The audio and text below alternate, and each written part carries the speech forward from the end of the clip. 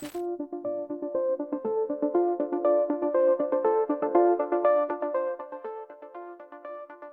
right, everyone. Welcome to another episode of PitchDeck Insights brought to you by Visor.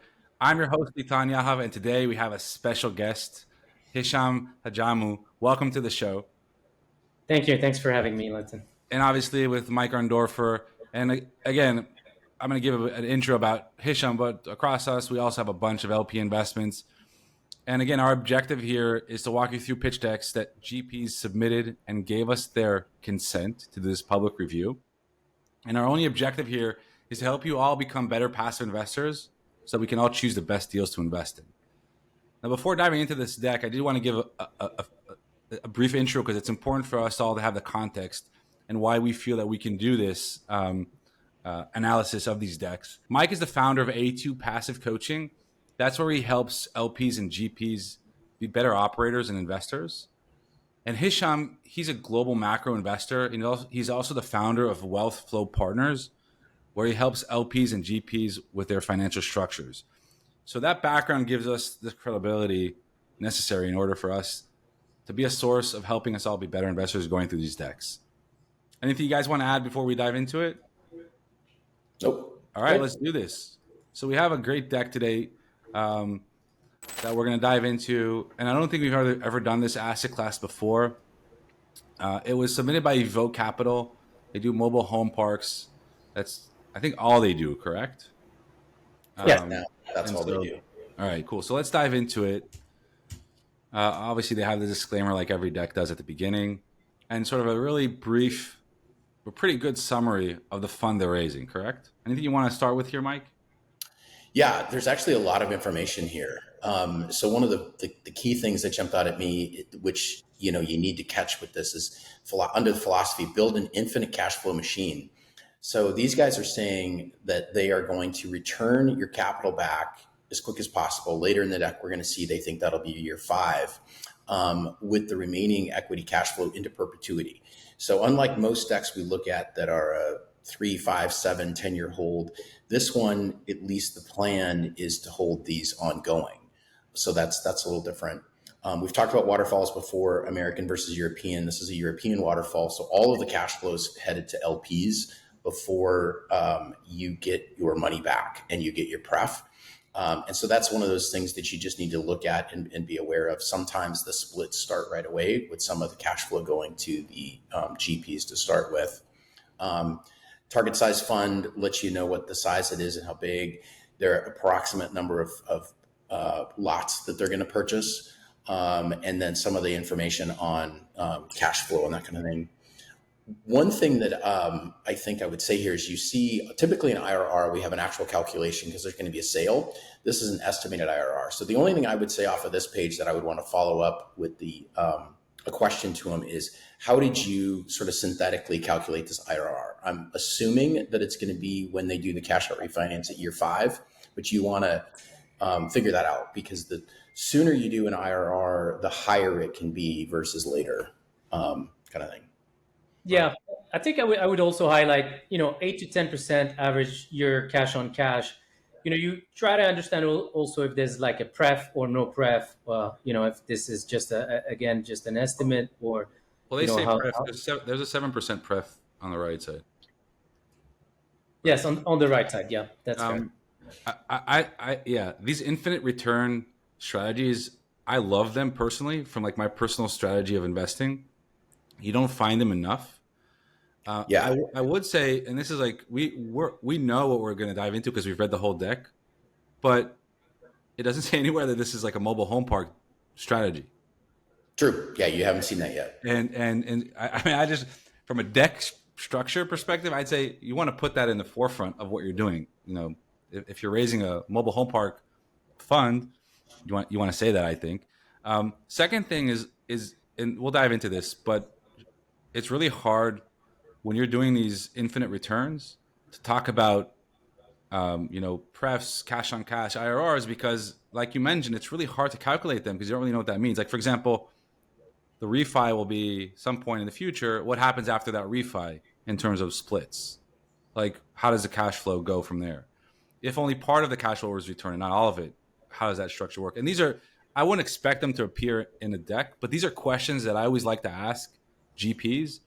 What happens in the midterm after part of my capital was returned or after all of it was returned? How do you guys split that afterwards? And you'd be surprised how each GP has a different structure in their OM on how that works. Yeah, But I totally agree with that, and I would even add that sometimes it's nearly like you're short some sort of a prepay option, right? And so because it's a European waterfall, meaning he doesn't get paid until you get your money back.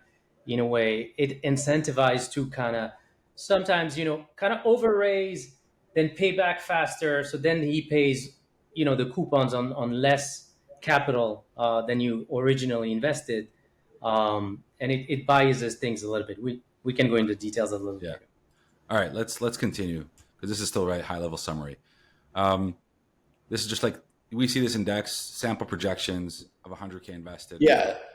The things that I think are important here, though, it does sort of walk through that cash flow. So the page before said 8 to 10% average, which an average I don't really care about as much. What this tells me is that their projections, at least, I'm going to get a 5% cash flow the first year, and then they're going to start hitting the 7% pref by year 2.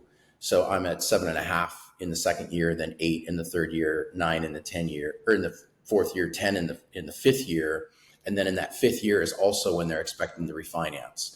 So before the refinance comes, I'm already ahead of my pref and a little bit of my initial capital is coming back. Then I'm getting, in theory, all of my capital back. But then on these infinite returns, you want to see what are they anticipating doing afterwards. And at least what they're projecting is 5% that first year on my initial, sort of that like phantom money, and then 6% after that, until they refinance again, potentially in year 10. Right. And they also show the waterfalls here, 65-35. Right. 2 class shares, that's something to be aware of. And are you going to qualify and know that somebody else is at, potentially earning a little bit higher return than you are if you're not in that B class? I think it's fair, though, like a $2 million minimum investment. Right. And more. That's a big check. Yeah. And the fees. Yeah, sorry. Fees too. Yeah. Hicham, what did you think? I'd say acquisition fee at 3%. It's in the range, but that's a little on the high side. I usually see, 1.5 on the low side. 2 is pretty normal. 3 is not unreasonable, but is higher than some. Yeah, no, I agree. I think acquisition fee, anytime it goes above 2%, it gets a little bit expensive for my taste. Property management fees as well. I prefer them to be closer to 6 than 8. And then you have to ask also the question about like an asset management fee that might be separate from the property management fee. They have that in a slide lit down the road, which definitely would make me ask that. Right. The other thing with the property management fee, when you start getting into 8, it's that unknown. Like sometimes I'll see a property management fee that's 12, 15, and what they're meaning is that there's no salaries, that's coming in for all of it. Versus at this 8 range, I'm assuming you still have your on-site salaries that you're paying directly to each investment. And then that 8% is going to cover more of your regional managers and your back office people. But those are questions as an LP you want to ask. You want to know exactly what is being paid out of that 8%. Oh, so that's an interesting point. You're saying it's not that they have their own separate company that's vertically integrated, and that company gets 8%. You're saying that company, or they might just take 8% and then have an in-house team on salary. Well, you have to understand because they have operational expenses and then they have the property management fees. And sometimes in the expenses, some of the salaries from the on-site, manager or whatever are considered like an expense. And on top of it, they take a property management. So you got to understand, okay, it's really both. And so you just have to mix them up and see if, where they add up to. Right. Yeah, that's where you would want to ask. 8% is low enough that I'm assuming that the property specific salaries are an expense at the site level, or that you are on top of this. And then the 8% is more for regional and national people. But you want to ask that question. And I think sometimes also it's not always they have to be transparent with the fees. It's mandated by the SEC to be transparent. But here maybe there's a fee as well at the refinancing. It's not very clear from this slide if there's a fee at refinance. Also, one question that people need to ask is what is, especially for the asset management fee, because people can either take it on the AUM that you raise. So let's say I put 100K, it's going to be 2% of that 100K, or is it on total rents collected during the year, right? So those are two different measures, and obviously they come up to very different numbers. Well, they're not mentioning it here, right? So I think that, I mean, obviously, I would, just from a deck again, I'd assume that if there are other fees, it would be represented here, and there are some more mentions in the deck, and so I would want everything to be summarized up here if that's what we're doing on this slide. That's correct. All right. Anything you guys want to add? Nope. All right. Best rule in the world: don't lose money. Their thesis. I mean, I don't know. This is sort of like one of those slides we usually go on. But is there anything you guys want to talk about on this? All right. Their strategy. It's funny, until now they haven't spoke about the asset class. Yeah. They will, but still, okay. I would agree with you though, Litan. I knew that Evoke is a mobile home park, but if I didn't know that and these guys were new to me, that would be something that it is pretty late to be mentioning it. I would say you're right. They should have that on that first page. And these are their criteria. Will you start to understand they're talking about mobile home parks because they're talking about park-owned homes? But still interesting. All right, and these are the founders. Go back to 7. I had one comment there. One back. Just one they do mention the mobile. One thing they talk about here: lower competition. We focus on niche markets, overlooked by institutional money, that kind of thing. That's something that is pretty vague. And I would want to know what they're doing, because this is going to be a fund that you're putting in. They do give you one example of a park that they've already purchased for this fund. So that's very helpful. But my guess is this deck is version 2, and they probably had it out there, before that. And so you really want to understand what they're going to be purchasing. And it's little things like that. You just want to make sure that you understand what they mean by saying, lower competition in these niche markets overlooked. Yeah. And that's very important from a liquidity perspective too, right? Like it's like going to really small markets versus larger markets. Yeah, 5,000 people in rural Iowa is a very different thing than, a 85,000 growing thing in the Southeast in Georgia or something like that. Is that what you meant, Hicham, or you wanted to give another aspect of that? Yeah, no, that's exactly what I meant. Yep. Okay. All right, moving on here. No rent control, growing markets, the team. So again, and we need to be transparent. We know Pasha. He's in a common group of us together. He's an awesome guy. And I mean, they're not, if we want to sort of like just take the slides, the time they've been in this industry, there's no like real mention of it. Yeah, there's a couple things here. I mean, it's a little light on details, and that's not a problem, but it means you need to ask more questions. So they've got the unparalleled market knowledge, 3 billion plus, in assets that they've overseen.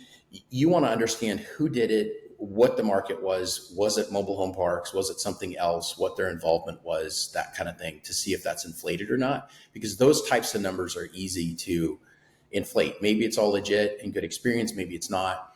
The same thing with 100 million assets under management. You want to understand, how long have they had those? Are they all mobile home parks? Different things like that to sort of, look at it, because that's a big number. So it means, okay, these guys have done stuff, so let's see it. The other thing I like to see, which they have some of it later, but less than what I would like, would be how are these going? If you have 100 million in assets under management already, where are these at? Give me, how many have gone round trip? And you've already cashed out, or if with this model, have you refinanced any of them? Different things like that to know what the progress has been. Yeah, I have similar critiques in the sense that, these are just big numbers and they don't mean much at the end of the day. Especially like 3 billion in assets.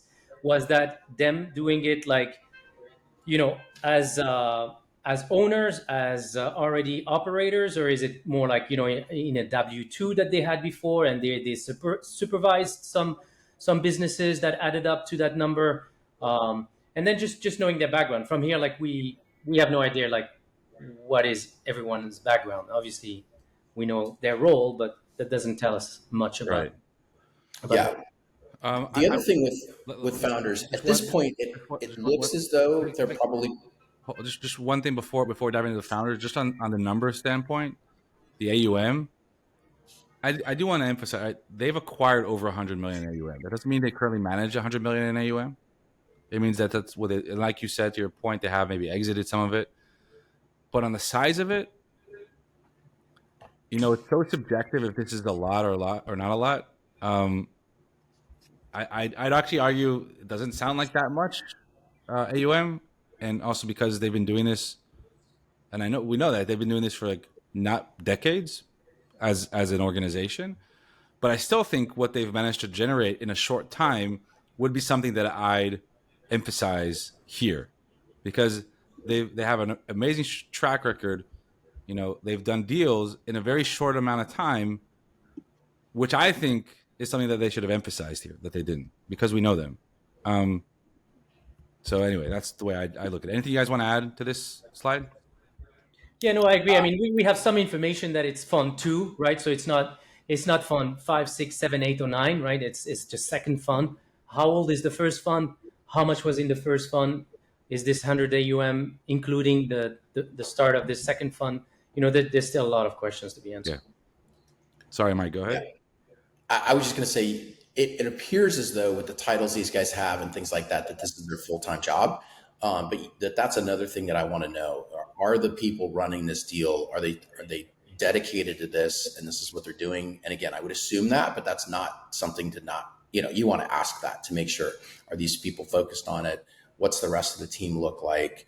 Any holes in the team right now? Those sorts of things. And Right. Hicham, like you mentioned, especially in this market, you need to make sure to ask very specific and pointed questions about the deals you already have. How are they going?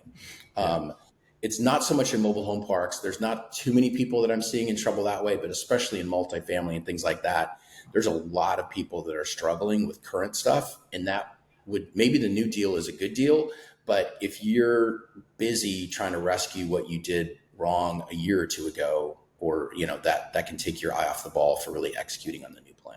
Yeah, and I think also, one important thing is that it seems that there's like, these 3 players part of this company, right? So it seems to be a fairly small company.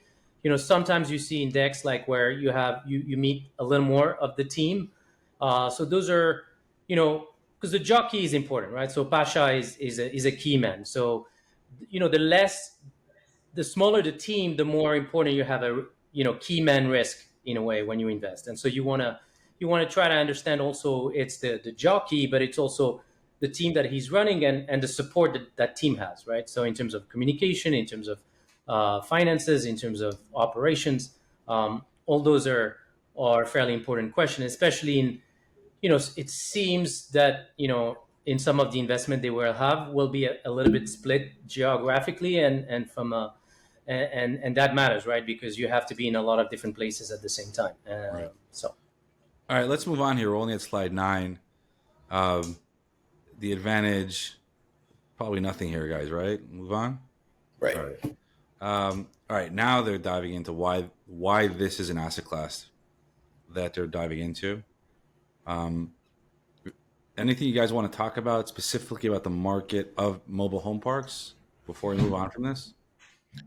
No, I mean, there's not a lot to go in here, but this is the stuff. I mean, I would just say I agree. Mobile home parks are one of those asset classes that are not able to be developed very often. There traditionally have been more loss of mobile home parks each year than there due to converting it to a higher and better use than there are new ones being built. And so it's a little different than some of the other asset classes that it's easier to bring in new supply. Right.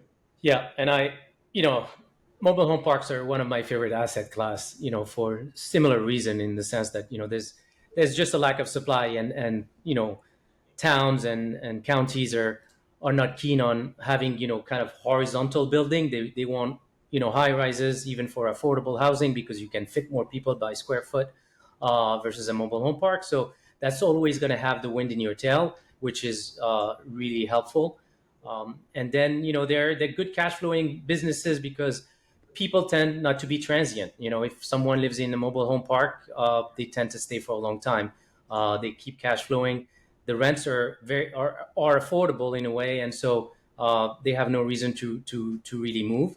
And then sometimes people have like this idea that a mobile home park is just like really low quality tenants and lost in the suburbs somewhere, but it's not true. There's a lot of different kinds. There's like some retirement communities, mobile home parks. There's all kinds of parks that are really attractive.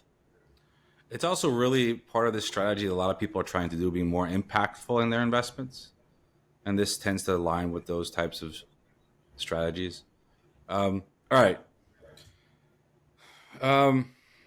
Just an overview again, why mobile home parks, the housing bubble, the recession, a lot of things around like why mobile home parks. I think go back one. Yeah, that's important. This is a key. No, the depreciation one. Oh, 2 forward. That one. So this is a key slide just to understand. And mobile home parks, not always, but often have higher depreciation than some other types of investments, just because of the way the infrastructure improvements are typically in that 15-year bucket. So there is that option of bonus depreciation. The other thing that to kind of talk through and to realize with this is, as an infinity hold, if they don't ever sell this and you take depreciation against your taxes in year one, until it sells, you don't have to do a depreciation recapture. And so if this thing doesn't ever sell, you won't have that. And so that can be an advantage and why you might want to be in something, because this is a higher depreciation play with mobile home parks usually. And 2, with the infinity play and getting my money back in refinances, I don't have to recoup that in the recapture like I would on a typical 5-year, 7-year hold deal. Just put a small disclaimer there, right? Not tax advice. Not tax advice. Do your research, but that's a good point. Yeah. And the other part is also mobile home park, because they're more, as he showed in his previous slides, like are more resistant to a lot of things. The banks tends to find it a more conservative investment, and therefore they give you more loan to leverage and more loan to value. And so, leverage matters when you do your depreciations, right? Because then you can get a lot more depreciation for your right. the money you invest. All right, important stuff. Their mission, assuming there's nothing to talk about here, and then all right, this is sort of where we get into the meat of it, right? So their current acquisition, this is what they're buying within the fund, or their first few acquisitions, or the first one. Yeah, this is the first one that they're doing. So this deck was probably created when this one was under contract.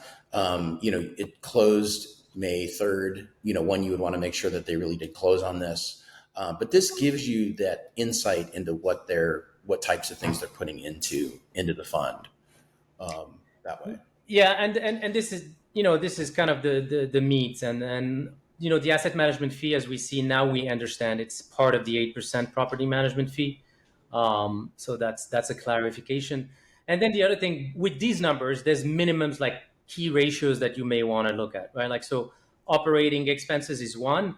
A lot of, what you should be looking at is also, okay, how much of the gross income are operating expenses? So in this case, you can see that they're fair. Like, they're about 43%, which actually is on the high end. I think mobile home park tend to be drops fast though. If you by year, it was 43.7% year one. By year 5, it's 27.5. Yes. So that's something I'd want to ask about, is how are they getting it that low, and make sure that they have a good plan. Because I agree, the first year 1, it's high.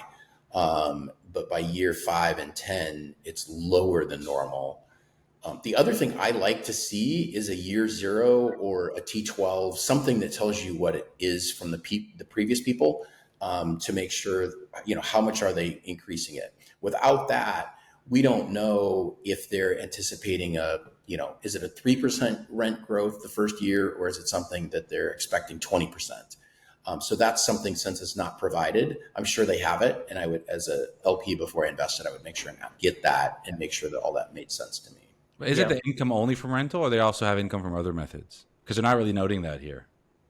No, I mean, in mobile home parks, they tend to either have it from existing homes that are there, or what they call infills, in the sense that they had like some free spaces, they brought some new homes, and they increased the number of people in the mobile home park. And so a lot of the times, that's the strategy that gets you higher income in the future, as well as increasing, obviously, the rents as years go by. So how do you think they're going to increase? Because year 1, 2, they're increasing income by 20%, as opposed to more modest increase in the following years. Where do you think that? I mean, I don't remember them noting it anywhere in the presentation.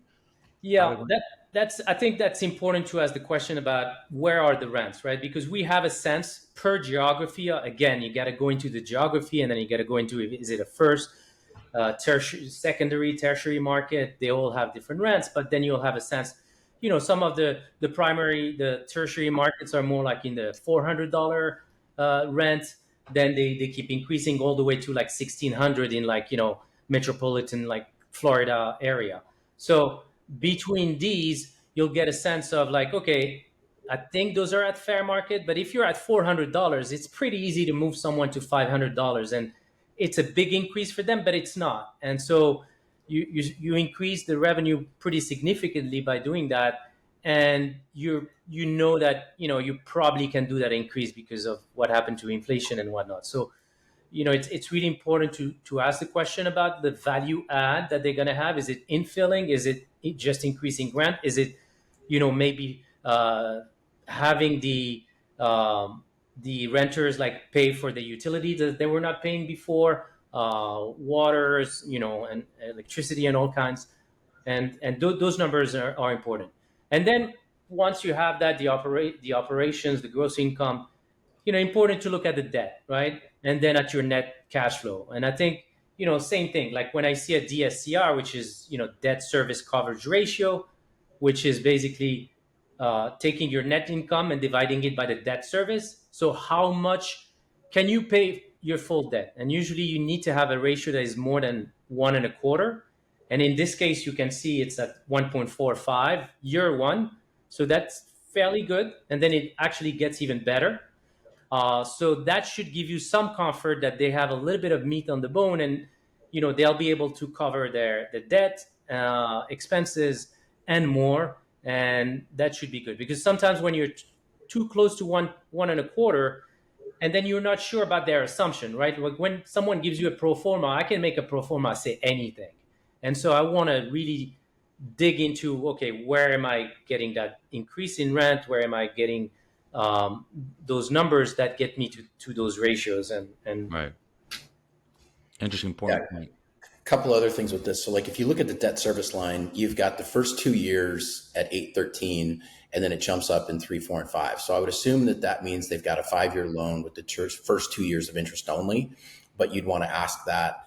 They don't tell us what kind of interest rate they have it. You want to confirm that it's locked, that the locked in time frame makes sense for when they're going to refinance, because you wouldn't want them to lock for 10 years and then have a penalty if they're planning to refinance in 5, if there's going to be something there. So just make sure that they're on track. Then it looks like in year 6 it jumps up again, which makes sense because they're refinancing out that initial capital. And then again, they're planning on maybe 2 years of interest only, and then it's stepping up again. The other thing that they have not given us yet is the going in cap rate, or what the stabilized cap rate would be coming in, and then what they're anticipating it being to get this 18% IRR. And so it's just little things like that it's probably all good, but you want, as an LP, you don't want to make the assumption, since they didn't give it to you, you want to ask those questions. And those should be things that the sponsor's able to tell you and willing to give you that information. And a lot of the time, numbers like outright like that don't mean much, right? So it's easier to see as a ratio or as a percentage. And so I like to convert these numbers, take them and convert them right away into percentages. So then I can see, because even if you see like the debt service increasing, it's increasing, but at a lower pace than the net income, and therefore like their ratio stays pretty Right. defined. But at the same time, yes, there's more debt that comes in, obviously, because there's more debt service. And then I want to know, right, like I'm getting some of my money back, as I was explaining at the beginning. If I do 100 grand, and then right away, I'm paid back within the first year like 20 grand of that. I'm only invested 80 grand, so I'm only getting paid a percentage on 80 grand, and then I'm actually more leveraged, right? Because they brought some debt, or they get an earnout that came out. Anyway, I don't want to get too much in the weeds, but those are important questions. And one more point, just on the asset management fee, and we did talk about that a few slides ago, and they are mentioning this is part of the 8% property management fee. Yeah, the asset management fee, that's a 5% fee, which is pretty high for asset management. So I just would want to ask them about that, how that breakdown is. So now it seems like what they're saying is the true property management fee is 3%, and then the asset management fee is 5%. But again, confirm it and that sort of thing. Right. And again, 8 isn't outrageous, but the combined between them is maybe, I don't know. So that's the part where I think, when you see the asset management fee, the 105, if you divide it by the gross income, that's about 5%, which Mike was talking about.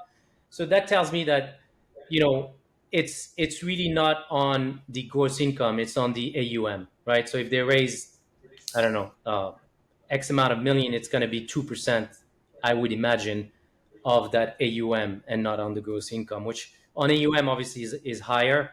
And so, the property management fee is probably 6, and then they add a 2% asset management fee, but all that is on AUM. So there's some questions to be asked there. Yeah. All right.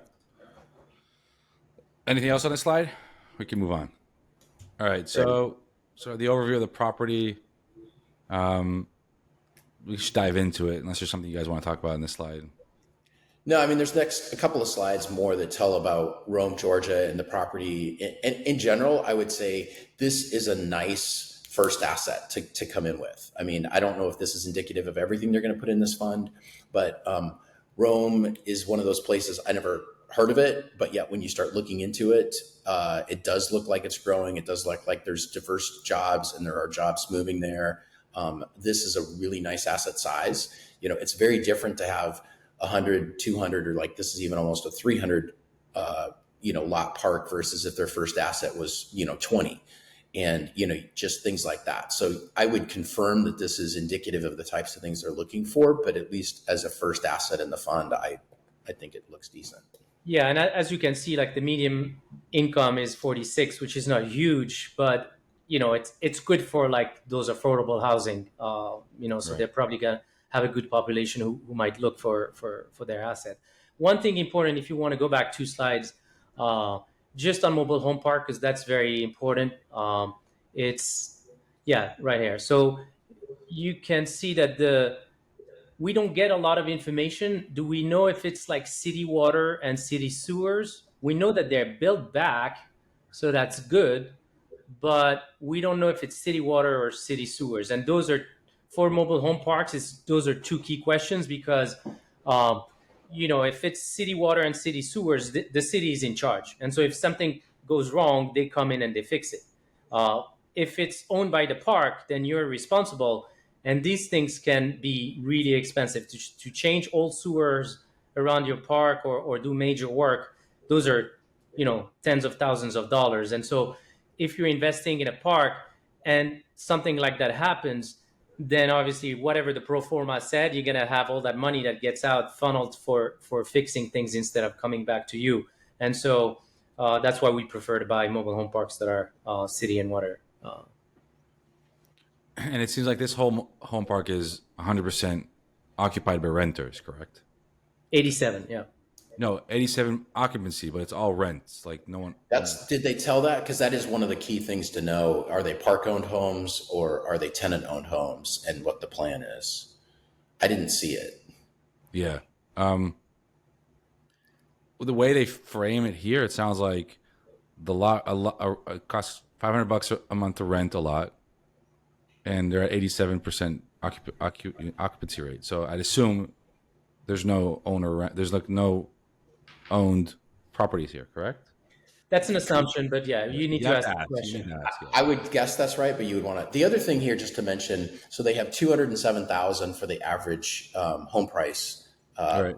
there at the bottom, and that's one of those. The higher that number is, the better it is to own mobile home parks there. So if that number was under 100,000, I would be pretty reluctant to be investing in that market, because the delta between owning a stick-built house and a mobile home park, a mobile home place, isn't necessarily enough to attract a lot of people there.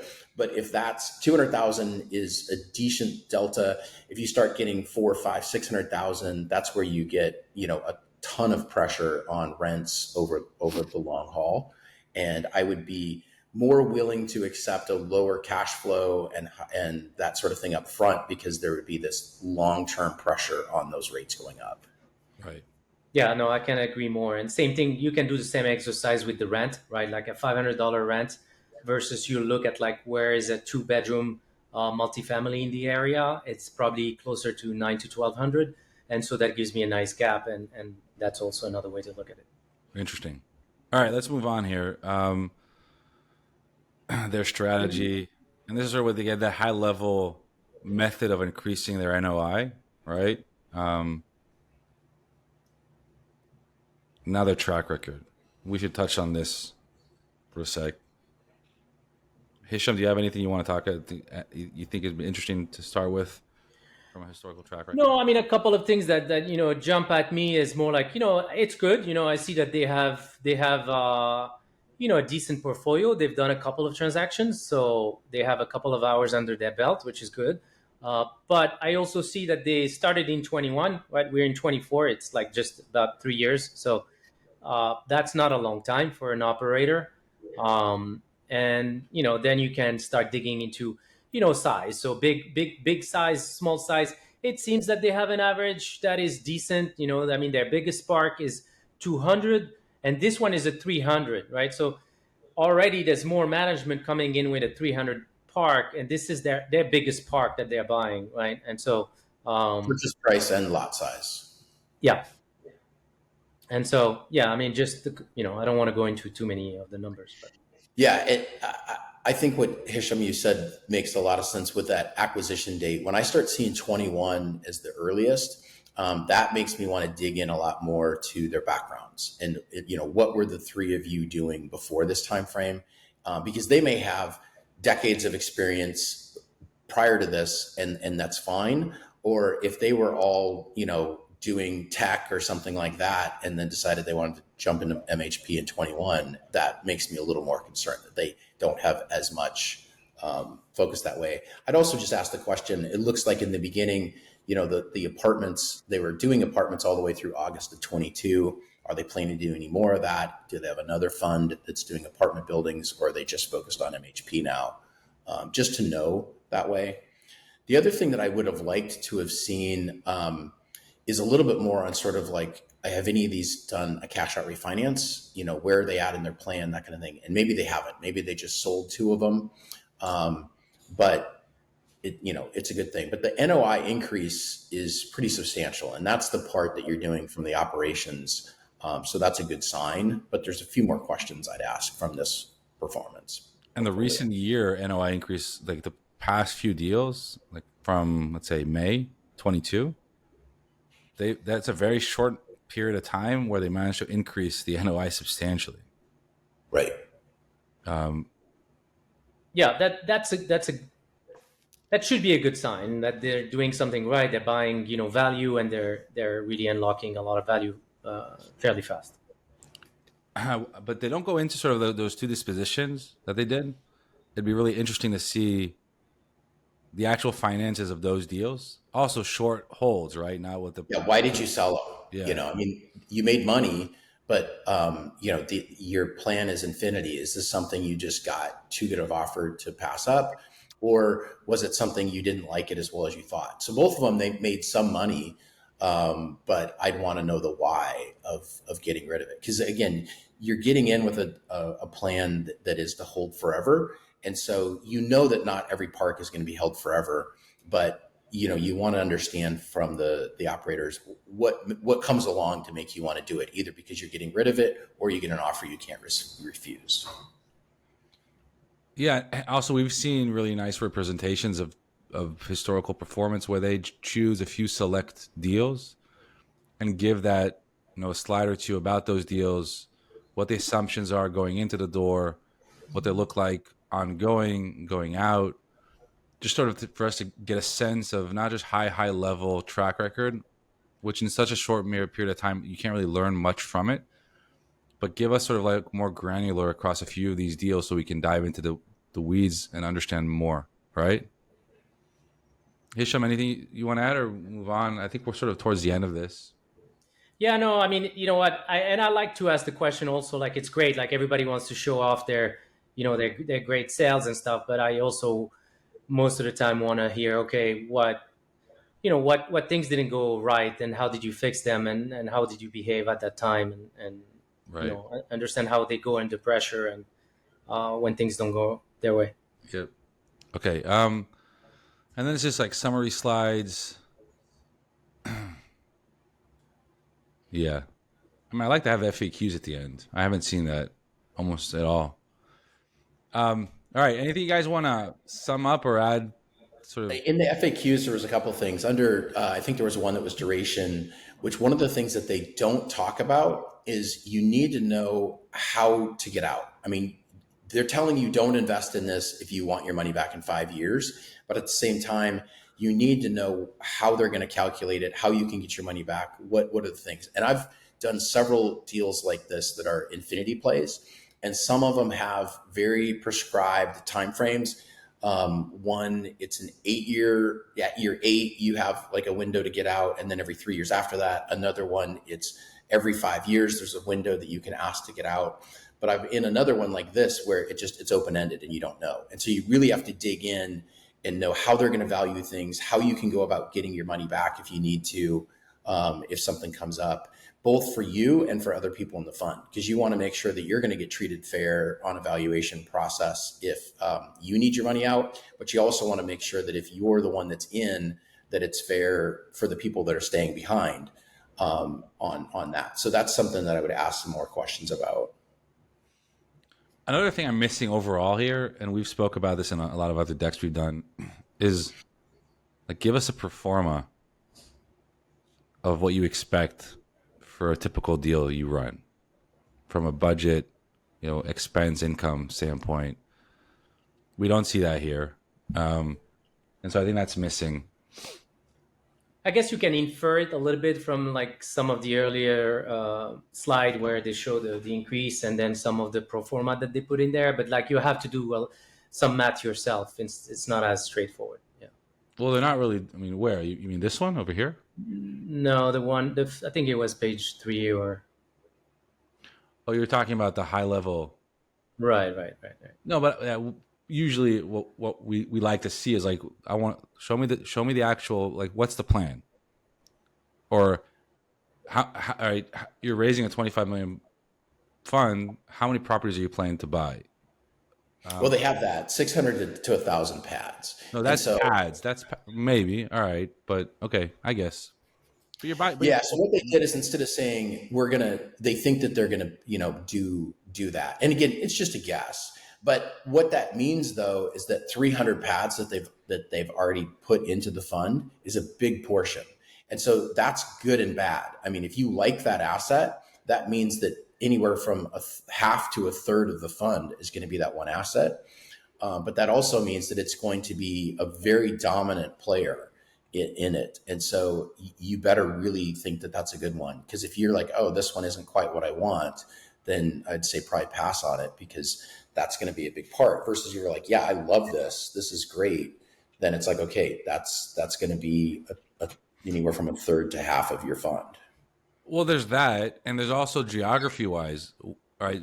How much are they going to buy? Where are they going to buy it? Like, which geographies are they looking into? I'm just saying, like, it's important to emphasize that it seems like an interesting deal. It seems like they have a short amount of time, but really great experience within that short amount of time. But from a deck perspective, they're not presenting all the details about this fund they're raising for. And I think it's important to emphasize that overall.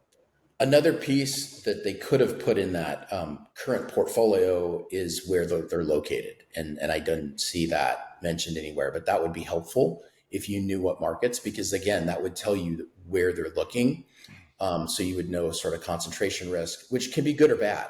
If you have a lot of your things in one area, it makes it easier to manage regionally. But at the same time, it can also be where, a hurricane Helene comes through and, it's like, like you have 30% of your parks are damaged versus if you're spread out and you only have, 2 of 20, it's like, okay, it's easier to kind of focus everybody on those 2 and getting them back up and running.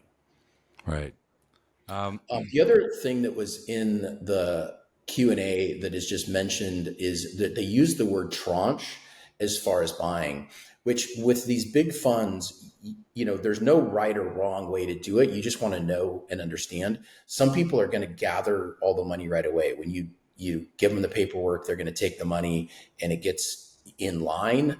If it's in line, you want to know how long it's going to be in line, and are you getting any sort of your preferred return until they put it into work? Sometimes you do, sometimes you don't. When they use the word tranche, it makes me think that they're probably calling capital, as you go. Other ones like this can do where it's a sort of a period of time where they're going to call the capital, where you fill out your paperwork and maybe you give them 20%, and then that they have a year or 2 years to call the rest of it. So you just want to understand it. But that language makes me think that they're probably calling 100% of your capital at one time. And I would just want to know, do I need to send it to you ahead of time and it's just sitting there not earning anything, or do I get to keep a hold of it and at least I'm earning some money until you take it? Yes. Just to clarify that. So what we're saying basically, as opposed to some other private equity real estate deals we spoke about or we talked about, when you commit 100,000, you deploy that 100,000 immediately into the syndication or fund. Whereas here you might commit to 100,000, but they might call on that capital across a period of time. Yeah, we don't know. Right. I think by them using the word tranche, you're not. I think they're probably pulling funds in order, and you probably are getting in line. But then you want to know if that's true or not. Versus, I think they would tell you how much you would be turning in right away if it was a capital, like a calling situation, which are things I've been in. And there's pros and cons with all of it. You just want to know. Hicham, sorry, you wanted to say something? Yeah, no, I just wanted to add one thing about, there's a question about IRA. Can I invest with my IRA money? But it's just like mobile home park is just that special asset that gives you so much tax depreciation that I wouldn't use my IRA money for investing in mobile home park, because I would get a lot of depreciation that I can use against my taxes, especially if my wife is a rep and whatever. That's a lot of the work that I do also with some clients, is just helping them with the asset allocation and which fund you tap into. Do you tap into your saving, your 401ks, your capital gains that you just got? And so that's an important one. But I just want to highlight, it's not the best investment for an IRA. Again, like Litan said before, we are not tax advisors or know anything about it, but there's debt on these parks. And so my understanding is that you would not want to use an IRA because you would likely get hit with UBIT.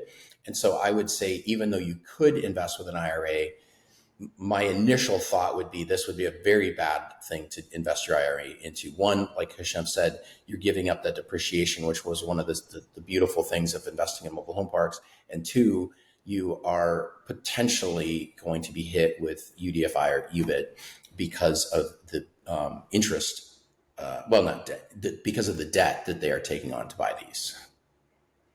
But talk to your CPA in the right. Disclaimer. Awesome. Anything else you guys want to add before we close up? No, I mean, we had a lot of critical things to say, but I mean, this is a very good deck. I mean, there's always stuff I'm looking for more, but it's solid. They gave me a good amount of detail that it tells me enough that I know that I would want to ask more questions. That doesn't mean that I still don't have 15 to 20 questions for them, but it at least gives me enough that I really understand what they're doing. I know how they're doing it, what they're doing, and now I can go forward. There's some of these decks we've looked at that don't have enough meat, And I'm like left in this, like, I don't even know enough to know if I'm interested. And then you got to ask questions. Where this one, I feel like I have a really good, solid idea of what they're trying to accomplish. And then I just have to decide, does it fit for me? And if it does, then I've got some more questions for them. Right. Hicham? Yeah, pretty much the same. I think the numbers are strong enough for me to come in. Some of the ratios we talked about are enticing enough for me to dig in. Obviously, it's an asset class that I favor, so I'm always going to do a little more work for that. Yeah, there's just it's a good tease. It's clean, it's clear. Not enough information, but that's the point into like getting into a webinar with or a call with with Pasha or his partners and ask the other questions you have. Yeah. Again, yeah, I agree. I think it's a good thing. I do think it's missing some crucial aspects of it. There is a lot of meat, but it's missing more from a historical deal flow or deals that they've done and diving into the actual mechanics of it, projection-wise, how they plan to achieve their goals. But overall, aside from that, it's a really clear deck. All right. Let's stop that share. Great, guys. Well, that wraps up another great episode of PitchDeck Insights. Mike, thanks as usual. Hicham, thank you for joining us. My really pleasure. glad to have you on the show, and you're probably gonna come back soon as well. For all the rest of you, stay tuned for our next episode for a lot more investment insights. Don't forget to subscribe, share your thoughts, and check out Visor to track and manage your private investments. Thank you again for joining us, and until next time, keep investing wisely.